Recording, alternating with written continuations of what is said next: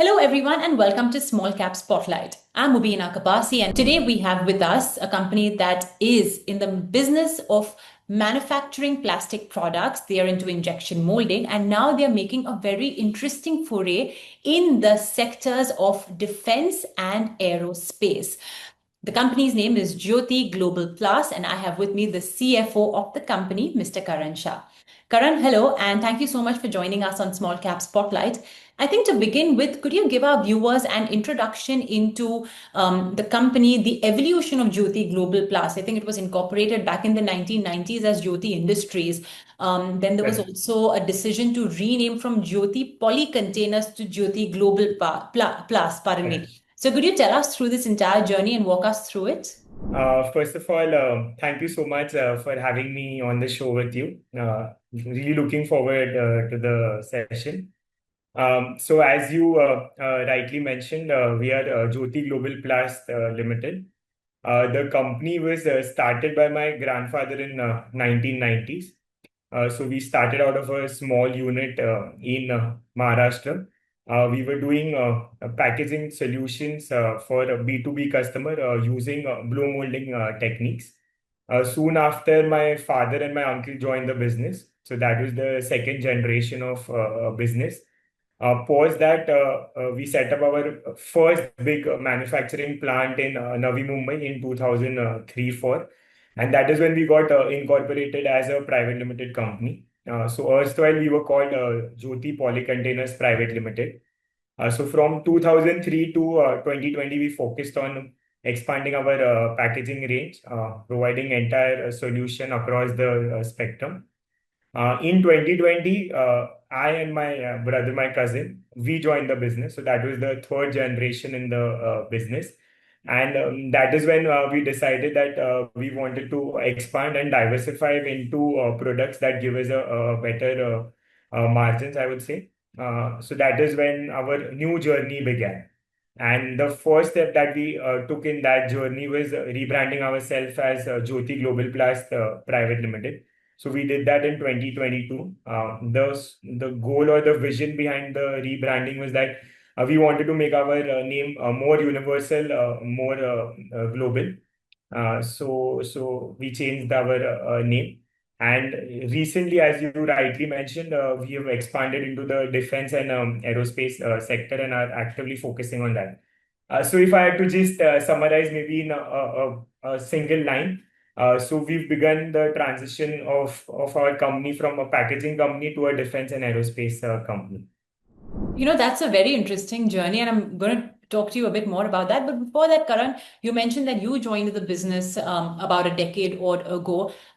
Let's hear a bit about your career path. What did you study? What prompted you as well? And what interested you the most Sure. about the business? Uh, so just to give a brief background about me, I'm a chartered accountant by qualification. So I cleared my CA exams in 2017. So prior to becoming a CA, I was working at a CA firm for 3 years. Post clearing, I joined a defense and aerospace company. So I worked there closely with the managing director for a couple of years. So that is where my journey and my interest in the defense and aerospace sector arose. So post working there for a couple of years, I went to USA. I went there for a year to study entrepreneurship. So I've done my master's in entrepreneurship from Babson College in Boston. Post completing that, I moved back to India in 2020, and since then I've been in the family business. Okay, very interesting journey indeed. And the fact that you have experience in defense kind of explains the foray. And that brings me to my next question, because I'm particularly interested as to how a company that manufactures primarily plastic products, you're talking about jerry cans, other containers, even injection molding products, moves into defense. Correct. Because when you speak about defense and aerospace, obviously the requirements are more stringent, more Correct. focused. So I would just like to know how that segue is going. Could you share a bit of light on that? So there are multiple reasons why we forayed into defense and aerospace. The first one being, as I answered your previous question, I have an experience in the defense and aerospace background. So I have my connects in that sector, as I would say. Plus, I have an experience of working in that sector, so that definitely helped. Second being, we are in the blow and injection molding business for the past 35 years now. So we have created our own expertise in that sector, and we are providing solutions and components, I would say, using the technologies and infrastructure that we have built and developed over the last 3 decades or so. So this is basically a natural evolution for us, using our expertise, building on that, and like pivoting to a sector which has a better margin, I would say. So you're confident of the manufacturing capabilities as well, having synergies with this space, the defense and aerospace industry. I'd like to understand that, you've mentioned that there are some partnerships with Indian defense company, with a big market cap and a US based company. Could you elaborate on those partnerships a little bit? So yes, without naming them for obvious reasons, we've been associated with these companies for the last couple of years. We've been extensively working with them, understanding their deliverables, their requirements. So we were involved in the R&D stage. We were involved in the prototyping, testing, auditing, quality checks, and we were finally able to get through, and we were finally able to get firm orders from them, which I'm proud to say we've started executing from the current financial year. Let's talk about the capabilities that you have in FRP, fiber reinforced polymer manufacturing. Yeah. I understand that that's something that gives you some sort of competitive edge when it comes to defense applications. Could you elaborate on that? So FRP is one of the critical raw material that is used in molding of components for defense and aerospace. So we've used our knowledge in blow and injection molding to start providing components which are made out of FRP. So for that, we have specially imported machinery. We've built a team that knows how to operate that machinery, and we are well versed with the technical parameters, I would say, and the quality checks that are required to achieve success in the FRP molding process.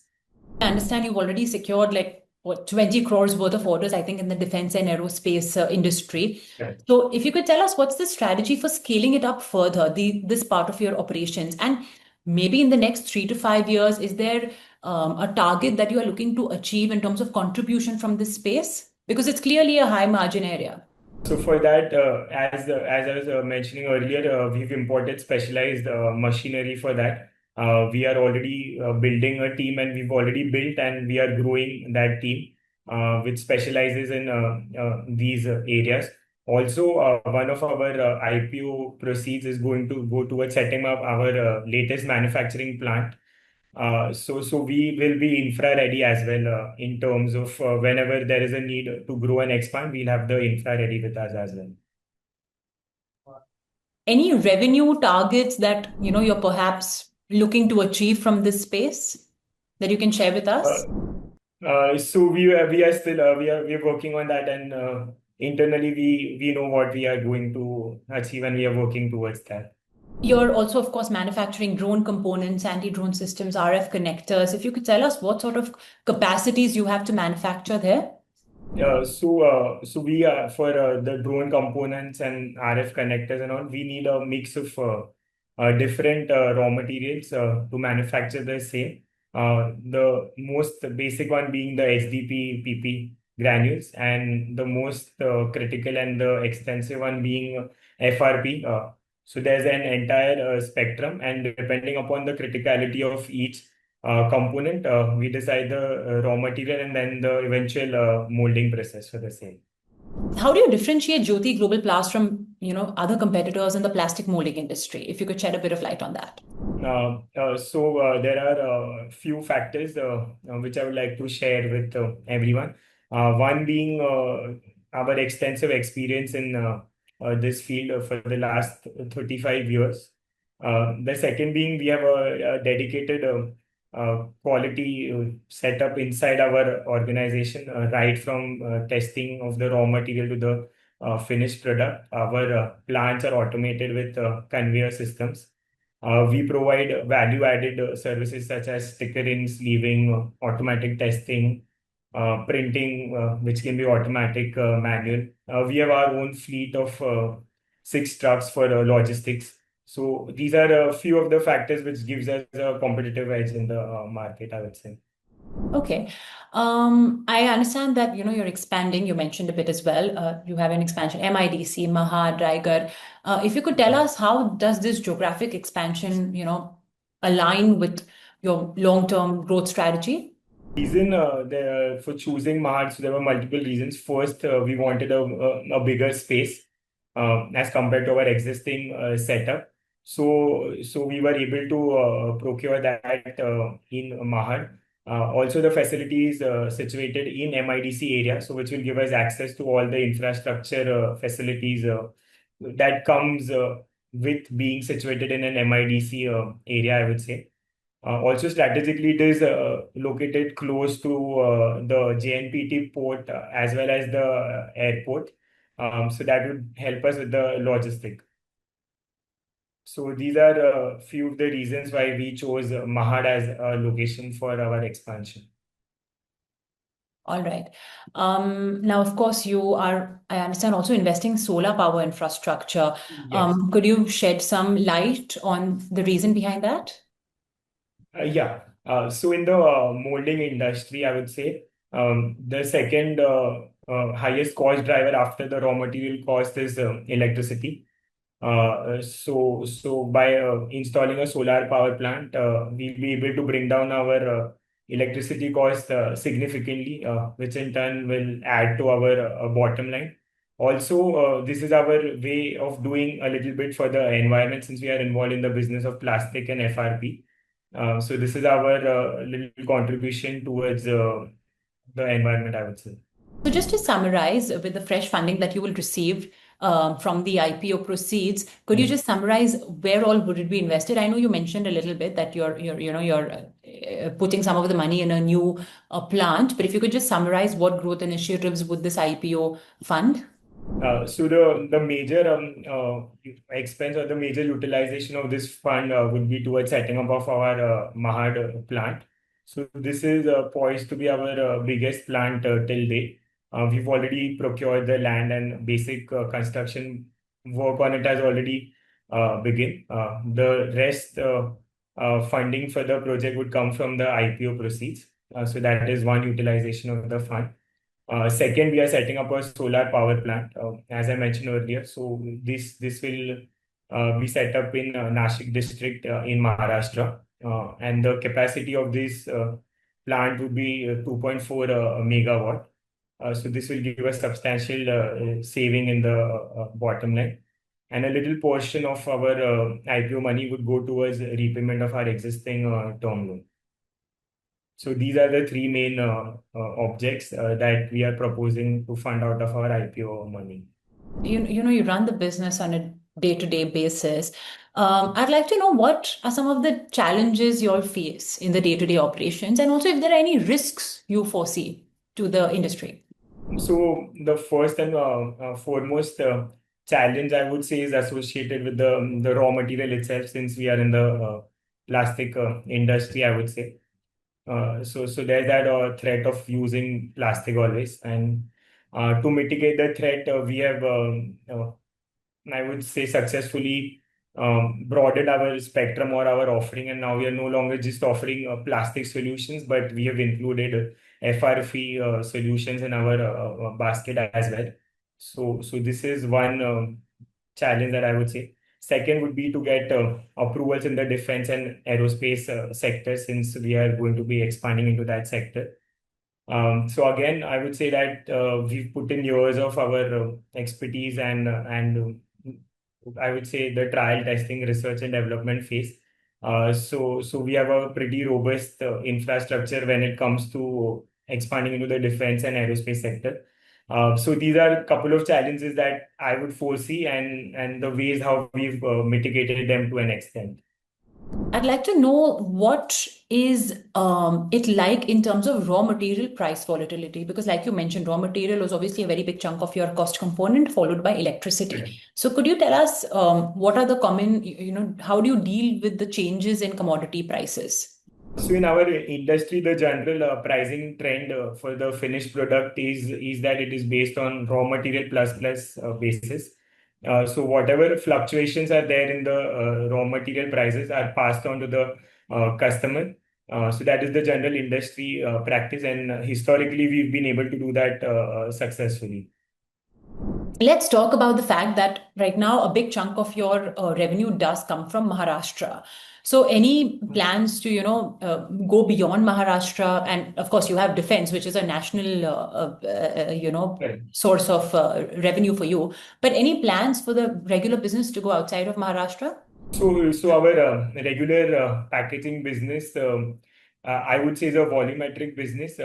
Basically, the logistic cost involved in transporting the drums and containers are quite high. So you need to be closer to the customer.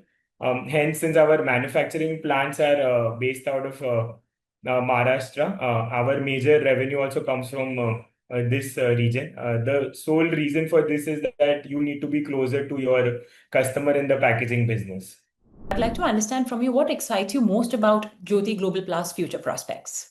So as I would like to summarize, so we've built the foundation successfully over the last 35 years. Now is our time to grow and use that base that we have already created. And as I started our talk, I would again like to conclude by saying the same thing, that we have successfully started our transition from a packaging company to a defense and aerospace company. Could you share what your trailing 12-month revenue and PAT were? And also if you have any 5-year, 10-year, milestones that you would like to achieve for Jyoti. Last year's figures were we closed our top line at 93.48 crores, and we've achieved a bottom line of 6.08 crores. The company has targeted that, okay, in 5 years, we would like to hit a top line and a bottom line of a certain figure. Anything that you'd like to share there? So again, we've discussed it internally, and we would like to keep it that way. Yes. Could you tell us a bit about your team, the number of employees you have, the top management who's helping you in achieving your vision for the company? I mentioned I'm the third generation in the business. The first generation, my grandfather, he's still a part of the business, so he's our mentor and guide, you could say. The second generation, my uncle and my father. So my uncle is the Mr. Hiren Shah, is the managing director. My father, Mr. Deven Shah, is chief executive officer and whole-time director.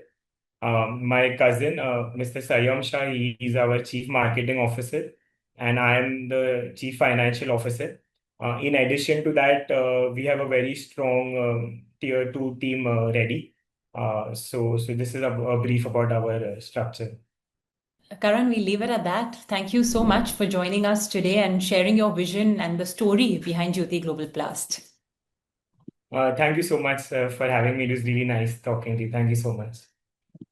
Well, there you go. That's Karan Shah of Jyoti Global Plus. Remember that this platform only serves as a channel for you to hear a company's story and their vision. If you'd like to invest, please do so at your own risk and always consult a financial advisor. Thank you so much for watching. Stay tuned to Small Cap Spotlight.